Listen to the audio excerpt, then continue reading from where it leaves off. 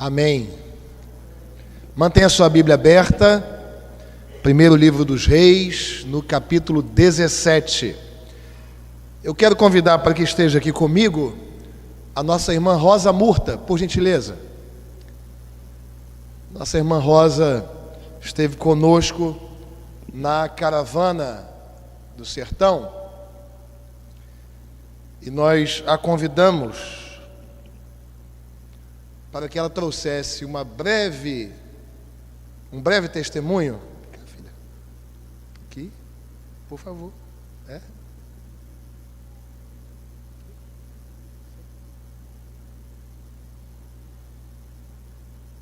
A respeito do que esta irmã fez e viveu lá no sertão e que experiências de salvação ela teve.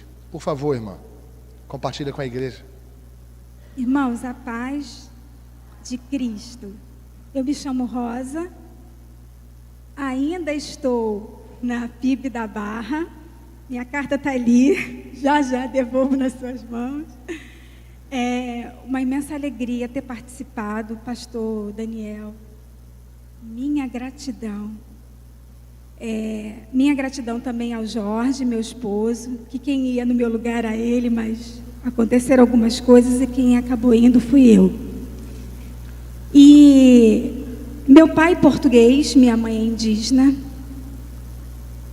E nesse processo de crescimento familiar, meus pais católicos, sempre me ensinando o caminho que eles haviam aprendido.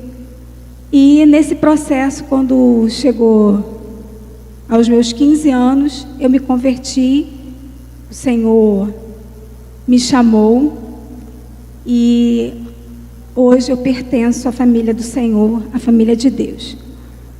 Mas, nesse processo todo, muitas coisas aconteceram na minha vida. E um deles foi a questão em que eu, Rosa, tinha problemas muito sérios de fala, de aprendizagem e uma questão muito séria familiar que era voltada para os meus pais e era um sofrimento para todos. Porque eu, um TDAH, dislexia, gaga, hoje eu falo com vocês normalmente, mas foi um processo muito longo, muito dolorido para mim e também para minha família. E quando eu tive a oportunidade de estudar mais, o Senhor me chamou para o ensino. Hoje eu sou professora, sou alfabetizadora e, incrivelmente, o Senhor sempre me traz crianças com problemas de aprendizagem, autismo, e a gente vai, de alguma forma, colocando o nosso coração naquilo que o Senhor tem nos dado a fazer. E lá, quando nós chegamos com a caravana, lá no sertão, muitas coisas aconteceram de especiais. E uma delas foi as crianças ouvirem a mensagem do Senhor. E após a mensagem, muitas crianças e adolescentes confessavam Jesus como Salvador da vida delas. Elas recebiam Jesus. E aí a gente pode pensar, é só uma criança, é só um adolescente. Pois é, eu fui uma adolescente em que confessei Jesus e hoje eu estou aqui servindo a Deus. E a criança também, a gente deve continuar investindo na vida dela, todo esse processo da palavra de Deus, porque é isso que vai transformar a vida de uma pessoa, desde criança até a sua fase adulta. E a história que eu contava, eu trouxe apenas uma garrafa, mas ela tem 5 garrafas. E ela começa assim. Havia uma criança, e essa criança, ela tinha problemas muito sérios. Ela batia em todo mundo, ela mordia, ela xingava palavrão, ela fazia muitas coisas de errado. E aí, com isso, os colegas não queriam mais fazer parte da vida dele. os colegas não queriam mais brincar com ele e ele começou a ficar muito sozinho. E a sua mãe, percebendo essa necessidade, essa dificuldade, chamou e começou a contar uma história. E essa história transformou a vida daquela criança. E aí, a mãe colocou 5 garrafas e aí pediu para essa criança: pegue a garrafa agora e balance ela e vamos ver que cor que vai aparecer. E aí aquela criança: mãe, não vai aparecer cor nenhuma. E aí está a água. E aí a mãe insistiu: balance a sua garrafa. E aí ela começou a balançar. E quando começou a balançar, o que aparece? A cor amarela. E aí a cor amarela fala justamente do sol, da flor amarela, tudo que Deus criou. E nessa criação de Deus, a mãe falou: minha criança, essa cor vai te dizer que Deus é o Criador de todas as coisas, mas Deus também não é só o Criador de todas as coisas, mas Deus também é o Criador das pessoas. Foi Deus quem criou você, foi Deus quem criou a mim, e Deus nos amou. E é exatamente isso que eu presenciei na caravana, o amor. O amor a começar por esta igreja, onde a Bíblia diz que no final dos tempos, por aumentar a maldade no coração das pessoas, o amor se esfriaria. Mas não foi isso que eu encontrei aqui. Eu encontrei aqui 9 toneladas de amor em que foram levados para o sertão. Eu encontrei aqui um povo reunido e insatisfeito de presenciar a necessidade de pessoas que, como nós, precisam comer, precisam beber água, se vestir, ter uma vida digna. Pessoas que onde Jesus está chamando para fazer parte do reino deles. E aqui eu pude presenciar o amor chegando até o sertão. E quando nós chegamos lá e vimos não só a necessidade, onde o pastor, na sua última pregação, ele falou de 3 coisas muito especiais. Que pessoas precisam de coisas. Pessoas precisam de pessoas. E pessoas, sobretudo, precisam de Jesus. E foi exatamente isso que vocês, nós, hoje da Catedral Presbiteriana, fizemos a diferença no sertão. Com certeza, o brinquedo que você doou vai quebrar, vai acabar. A comida, que com certeza eles ainda estão usufruindo delas, porque não foi pouca, vai acabar também. A roupa vai esgaçar, vai estragar. Mas olha, a palavra que foi pregada, meus irmãos, essa que tem poder para transformar a vida do sertanejo, que teve a graça de receber no coração deles essa verdade do Senhor, com certeza essa, ainda assim, dará muitos frutos. Porque Jesus é a água que realmente o sertão precisa. Não é somente de água física, o H2O, mas eles precisam muito mais do nosso amor e daquilo que a gente tem a oferecer para eles, que é a água da vida, que é Jesus. Eu agradeço muito a oportunidade de estar aqui diante da igreja e diante do meu Senhor e dizer para Ele que só Jesus pode transformar o sertão. Deus abençoe, pastor. Amém.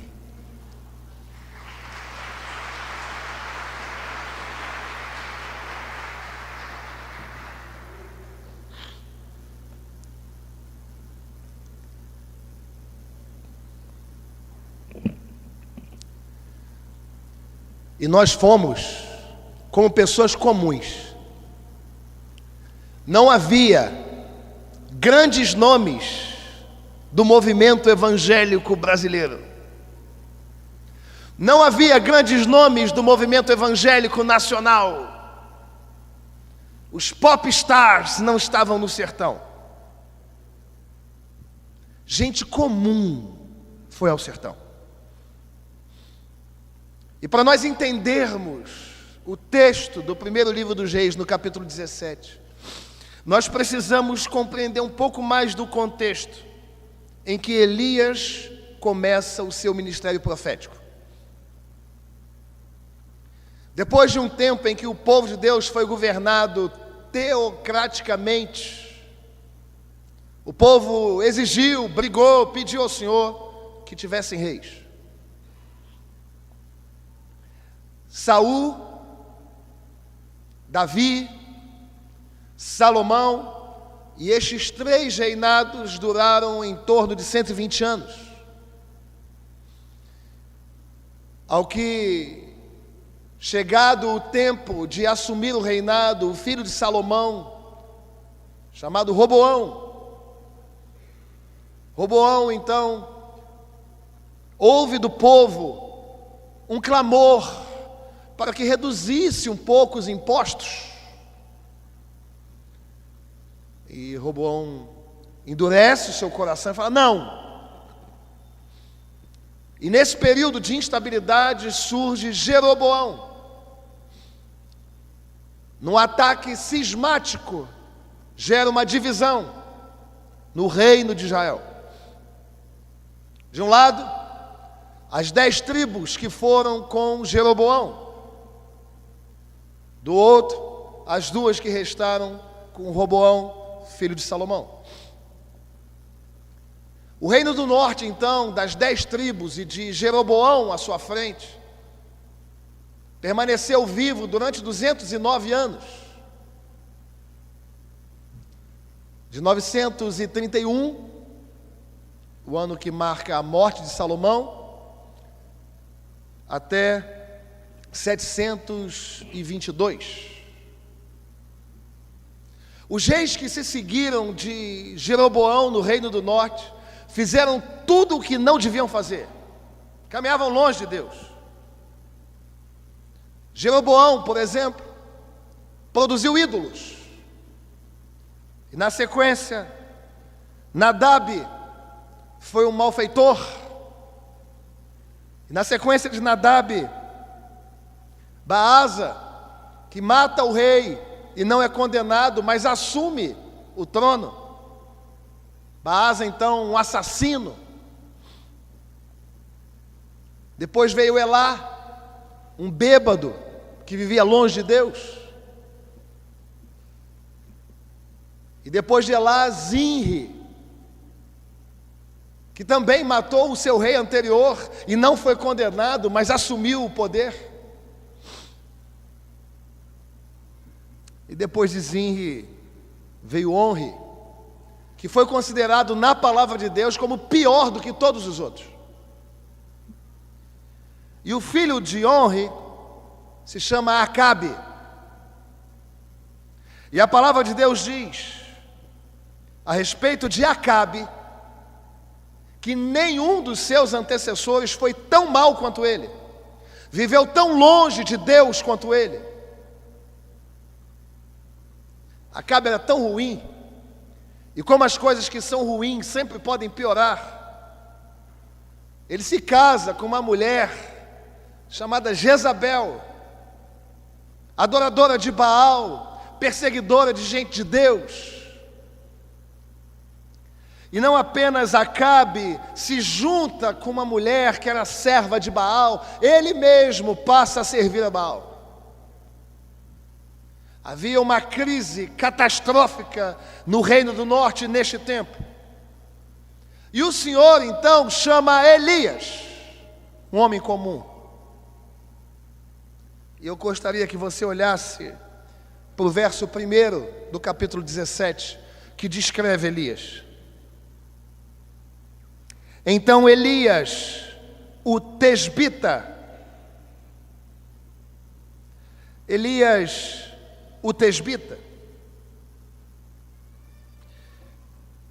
obviamente tesbita diz respeito ao lugar de onde ele vem. Elias veio de Tisbé. Elias era um homem comum, não foi parte de uma família profética sacerdotal, que veio de um lugar comum, de um lugarejo chamado Tisbé. Não tinha uma família renomada. Ele não era de linhagem profética. Ele era apenas mais um homem comum. E Deus precisa de um homem comum para mudar a história do seu povo. Deus precisa de homens comuns, irmãos. Porque é Ele que é incomum. Ele que é sobremaneira excelente. Ele que tem nas suas mãos todo o poder, e é por isso que Ele resolveu usar a mim e a você. E eu gostaria de, nessa manhã, entendendo em que contexto Elias é chamado, compartilhar com você a respeito de que Deus chama homens comuns. Deus chama pessoas comuns. E Ele chama pessoas comuns para quê? Em primeiro lugar, Deus chama pessoas comuns para a intimidade. E como o pastor quer que fixe no seu coração esta verdade, eu vou perguntar: Deus chama homens comuns para quê? E você dirá: para intimidade. Deus chama homens comuns para quê, igreja? Para intimidade. Pastor, mas onde o senhor leu isso no texto? Vamos ler o verso primeiro. Então Elias, o tesbita, dos moradores de Gileade, disse a Acabe, disse ao rei, esse rei perverso. A primeira profecia de Elias já foi no contexto da corte. Talvez viva eu o tempo que o Senhor me der de ministério e eu nunca profetize numa corte. Elias começou ali.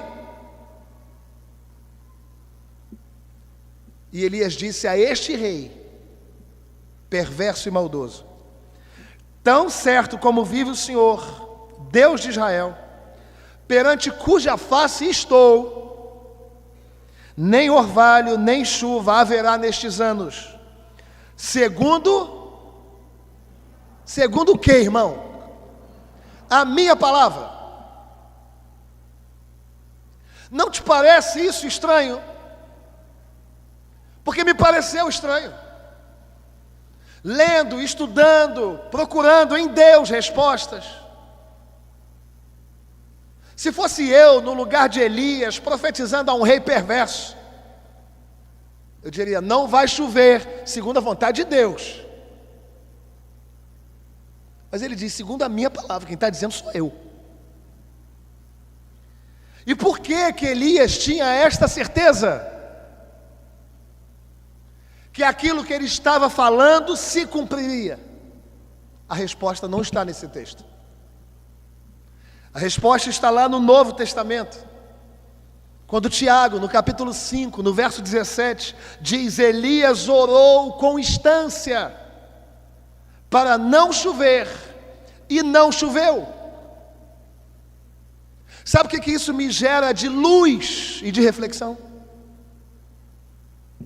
É que Elias trouxe esta palavra para o rei Acabe, porque ele tinha vivido dias e momentos de intimidade com o Senhor.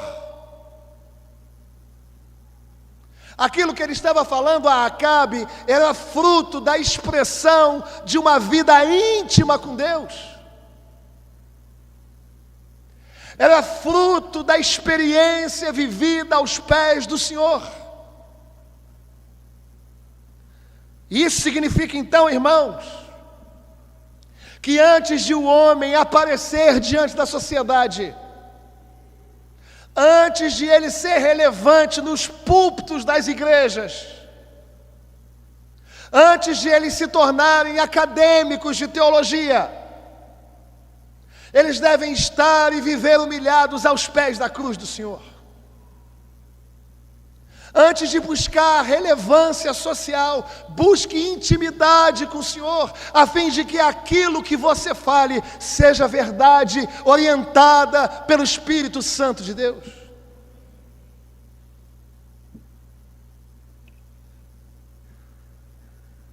O Salmo 25, no verso 14, a palavra de Deus vai dizer que a intimidade do Senhor é para aqueles que o temem, e a estes que o temem, Ele vai revelar a sua aliança. Tema o Senhor, busque antes de prevalecer diante dos homens, esteja humilhado, quebrantado, moído, humilhado na presença do Senhor.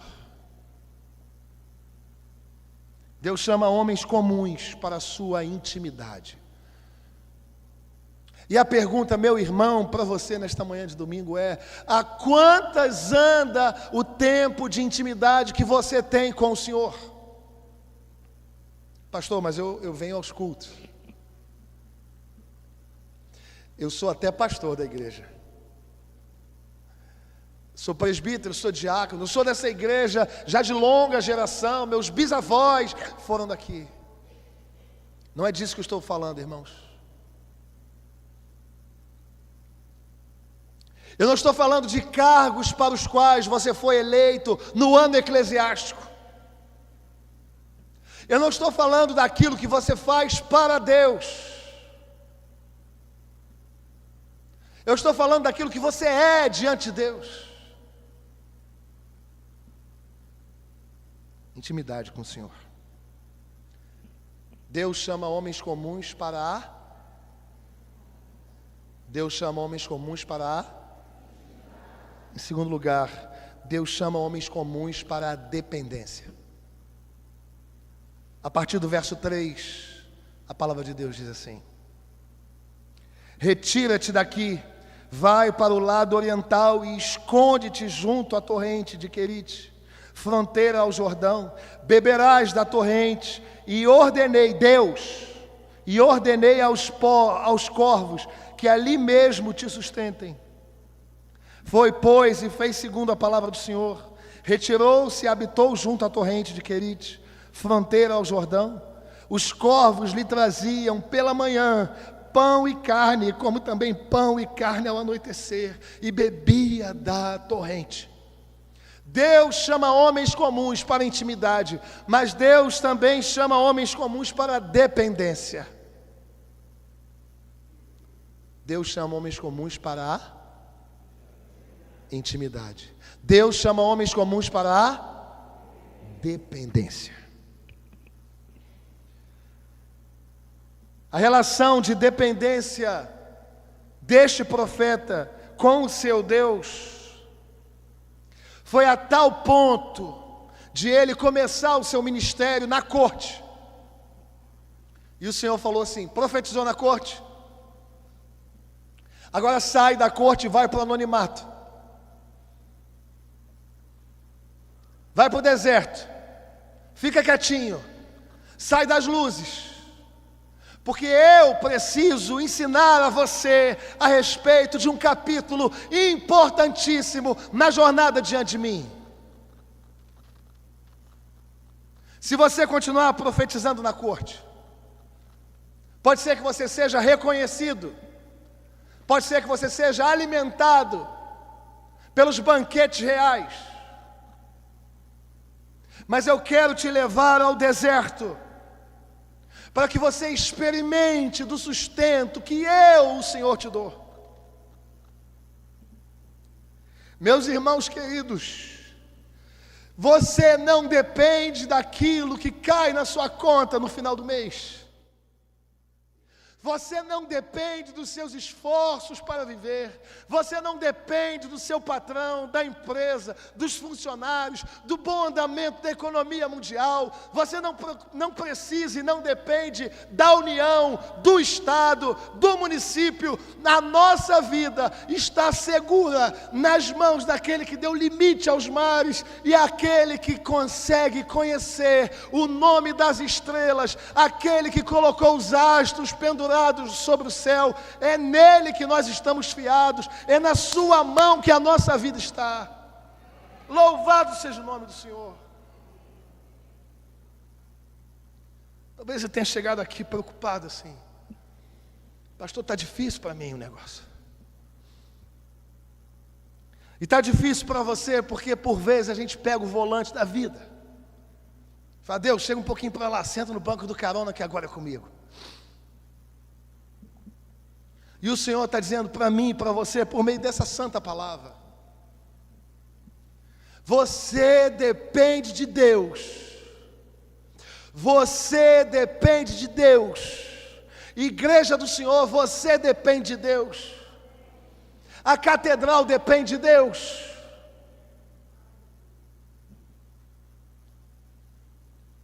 Moisés experimentou dessa dependência. Davi experimentou dessa dependência. O apóstolo Paulo experimentou dessa dependência. Martinho Lutero, já na Reforma, experimentou dessa dependência. Mas eu gostaria de compartilhar com você rapidamente a experiência de Hudson Taylor, um jovem britânico que se sentiu chamado pelo Senhor para pregar na China.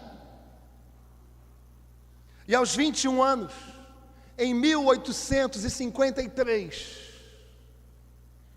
ele vai para a China e cria uma missão chamada Missão Chinesa no Interior. E num dado momento da história de Hudson Taylor, relatado no seu diário, ele diz que viveu aquilo que ele mesmo descreveu como o pesadelo das finanças. Não havia escapatória para a missão do Senhor na China. Não havia portas abertas, financeiramente falando, para que aquela missão continuasse a se estabelecer naquele país. E diz o relato do diário de Hudson Taylor, que estava jovem ainda num país de perseguição, de dureza de coração, de orientação orientalista, precisando que a missão plantada no interior da China prevalecesse. Ele escreve no seu diário: o Senhor é o meu provedor, e Ele não vai me deixar passar necessidades. Irmãos, essa não é apenas uma oração, uma frase dita, argumentada, colocada. Esta é uma palavra de alguém que jovem estava num outro país, dependendo de sustento, e a palavra do Senhor, e a história da igreja diz que o Senhor continua sustentando os seus. E diz a palavra que nós podemos depender do Senhor. Hudson Taylor faz esta oração. E sem que ele esperasse, chega de um lugar que ele não sabe de onde, uma oferta que faz com que Hudson Taylor cumpra todas as suas obrigações e ainda lhe reste recurso para sustentar a missão no interior da China. Meus irmãos, creia nisso. E eu não falo apenas das questões financeiras, é o Senhor quem sustenta a sua vida. Eu falo da sua saúde, é o Senhor que sustenta a sua vida. Tenho ouvido uma canção pouco presbiteriana, pouco reformada até, mas o Senhor quis cuidar de mim na expressão deste cântico. E a expressão deste cântico diz assim: não há ferrolho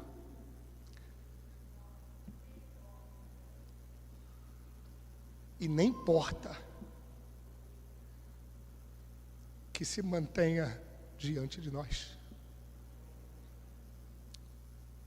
Homens comuns são chamados a depender do Senhor. Dependa de Deus. Nós não sabemos como será amanhã, mas uma coisa nós sabemos, que o Deus que vive de eternidade a eternidade estará lá no amanhã, nos esperando com as suas mãos poderosas. Dependa de Deus.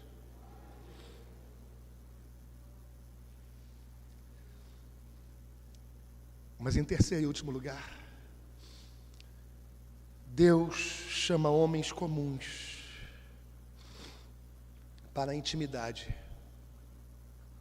Deus chama homens comuns para a dependência. Mas Deus chama homens comuns para o serviço. O verso 21, 22 e 23 vão nos dizer o seguinte: e estendendo-se 3 vezes sobre o menino, clamou ao Senhor e disse: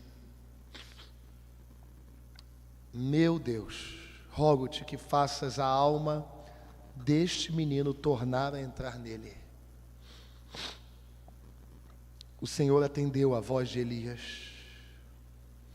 e a alma do menino tornou a entrar nele e reviveu.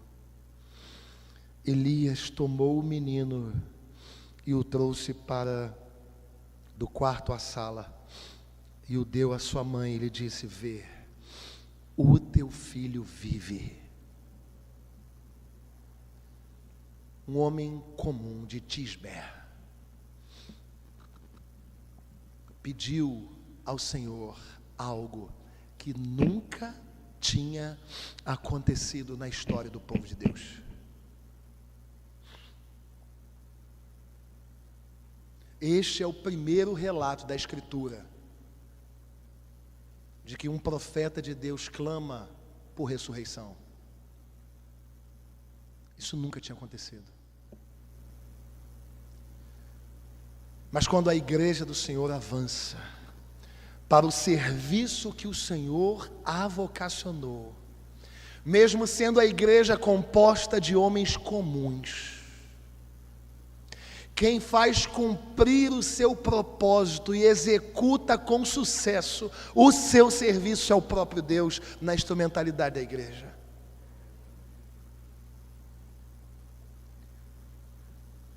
Nós olhamos para a vida de José e vimos isso. José foi perseguido, preso, levado cativo. E em nenhum momento José deixou de fazer aquilo que o Senhor o vocacionara para fazer. E quando a igreja faz, quando o servo de Deus comum faz aquilo que precisa fazer, o próprio Deus faz com que a missão tenha êxito. Irmãos, entendam isso de uma vez para sempre. Houve salvação no sertão, não porque foi a catedral que foi. Somos servos de Deus comuns, servindo a um Deus todo-poderoso. As coisas que acontecem na igreja, nos campos missionários, acontecem porque nós somos gente de Deus, servindo ao Deus dos impossíveis.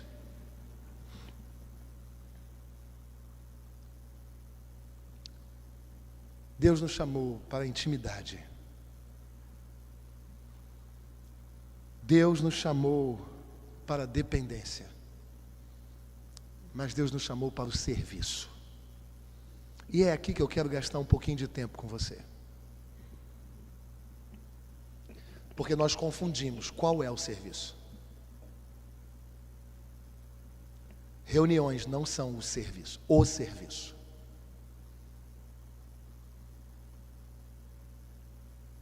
Festas e comemorações não são o serviço.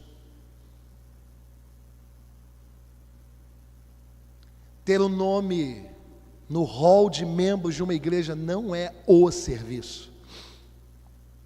Ser liderança de uma igreja não é o serviço. O serviço é aquele que o mesmo Deus que estava no Antigo Testamento e vive também no Novo Testamento em Cristo Jesus diz qual é. Ide, portanto, e fazei discípulos. Leve salvação, irmão. Este é o serviço. Os outros compõem, os outros são educativos, os outros são saudáveis, os outros são para a edificação da igreja, mas o serviço é levar salvação. É entregar às mães, filhos que estavam mortos, agora revivificados em Cristo, dizendo: vê, o teu filho vive. É entregar à família e à sociedade gente com caráter, porque foi transformada pelo poder do Evangelho de Jesus.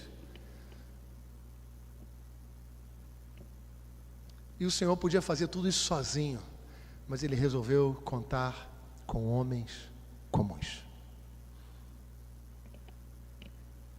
Deus nos chamou para a intimidade, Deus nos chamou para a dependência e Deus nos chamou para o serviço. Por fim, irmãos, existe um versículo neste texto que todas as vezes que eu leio, eu tremo. E eu gostaria que você tremesse também. É o verso 24. Desde que eu me entendo por gente convertida, eu leio o verso 24 do capítulo 17 e tremo por dentro.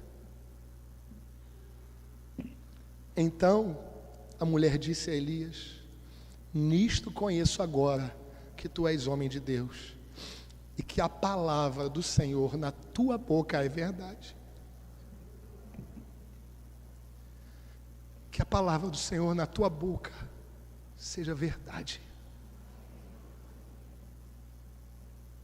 Que não seja apenas algo do intelecto, mas que seja algo que transformou a sua alma. Deus chama homens comuns, como a Rosa, como eu. Deus chama homens comuns como você, para a intimidade, para a dependência e para o serviço. Eu quero orar com você. Feche os seus olhos aí.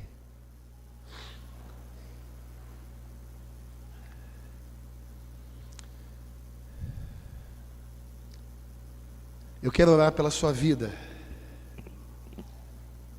que precisa assumir com Deus agora aqui, que vai viver em intimidade com o Senhor, por meio da leitura da palavra e da oração, por meio do testemunho e da adoração. Eu quero que você se coloque de pé. Você que quer intimidade com o Senhor. Mas pode ser que você tenha chegado aqui com o coração aflito, achando que a sua vida está na tua mão.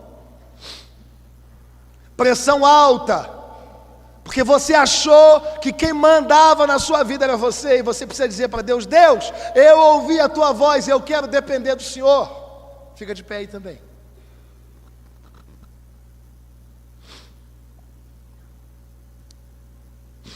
Mas eu quero também orar por você que se distraiu no caminho, olhando para tantas coisas que não é o serviço. Nós somos chamados, irmãos, para, pelo poder do Evangelho, tirar aqueles que estavam mortos nos delitos e pecados, transportando-os para o reino do Filho do amor do Senhor em Cristo Jesus. Este é o serviço.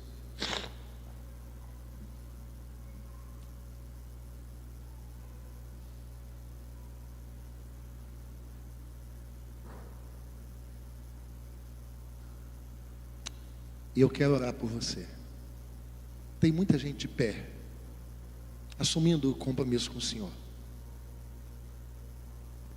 Mas eu quero chamar para que esteja aqui à frente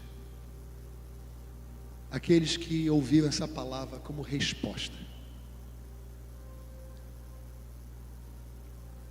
Porque o Deus que fala aqui é o Deus que fala aí. E eu tenho convicção em Deus de que há pessoas aqui que oraram para o Senhor, dizendo: Senhor, me dá uma resposta. Você quer assumir com Deus intimidade, dependência, o serviço? Sai do seu lugar, vem aqui.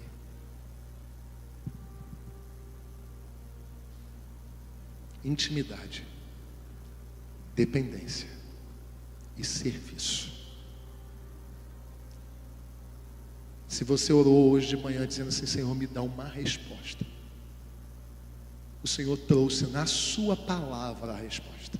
Pode chegar para cá.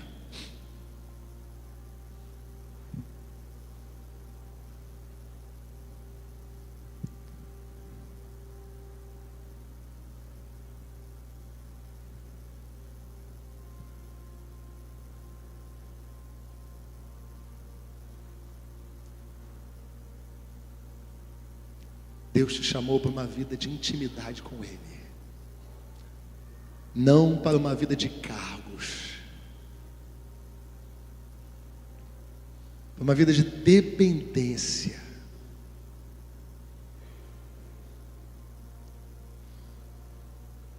E para uma vida de serviço, o serviço.